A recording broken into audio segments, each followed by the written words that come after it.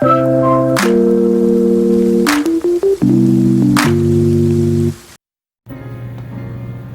back to my YouTube channel, Rise Above, where we are having a super duper fantabulous day. Here at Rise Above, we talk about professional development within our workplace. Today, I want to talk to the subordinates.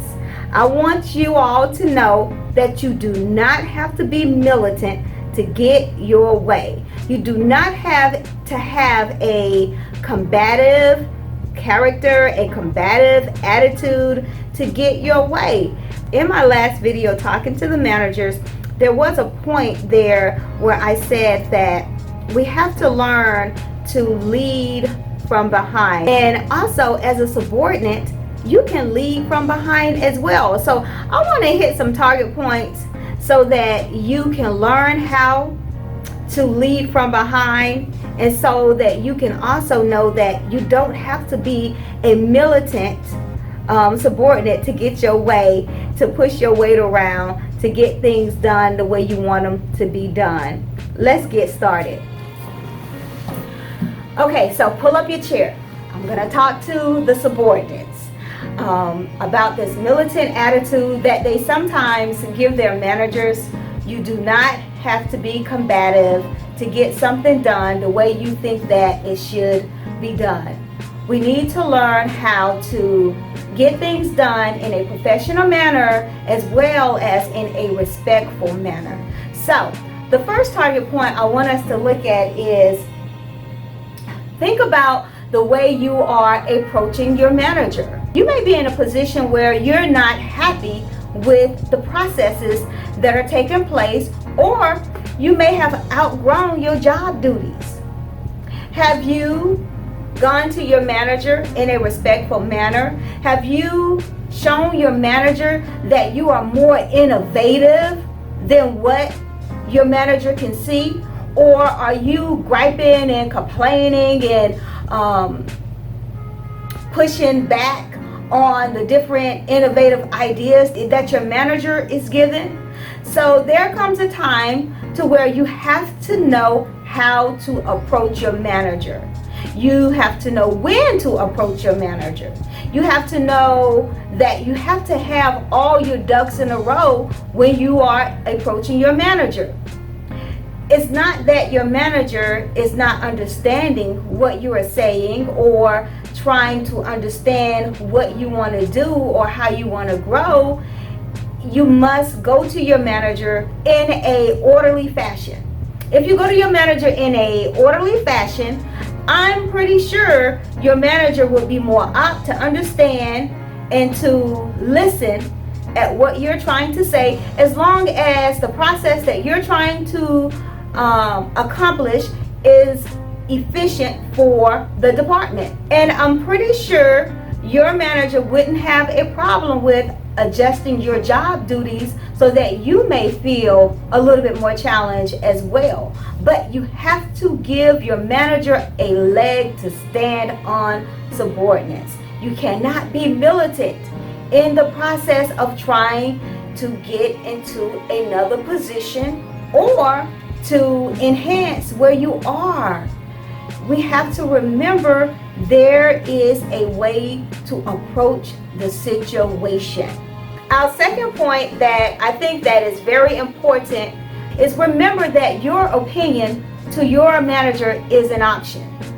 Your manager does not have to take your opinion and run with it. Remember that your opinion may not be the first choice today. It can be the first choice tomorrow or later on down the road. However, you have to give it time. Don't sit around and talk about your manager behind their back because they didn't take your idea. Because you felt as if your idea was better than Messy Mary and Bully Bob, and they got their opportunities before you did. It doesn't mean that you have to sit around and be militant and combative when your manager is trying to talk to you in silent, get into your own little silos because your manager didn't use your idea. That's not the way you should handle the situation. The way to handle that situation when you're talking to your manager is to have a critical conversation. That's a great way to show your manager that you have grown in the position right where you are. But if you are combative, you sit and you're militant, all it does is cause friction in the department. We don't need friction in our department. So learn to have critical conversations, and remember that because your idea may be set aside today, it may be launched forward next month or next week. So don't get in your feelings. Remember, do not assume. And the way to prevent yourself from assuming, ask questions. So the third point that I want us to target in on, stop talking behind your manager's back.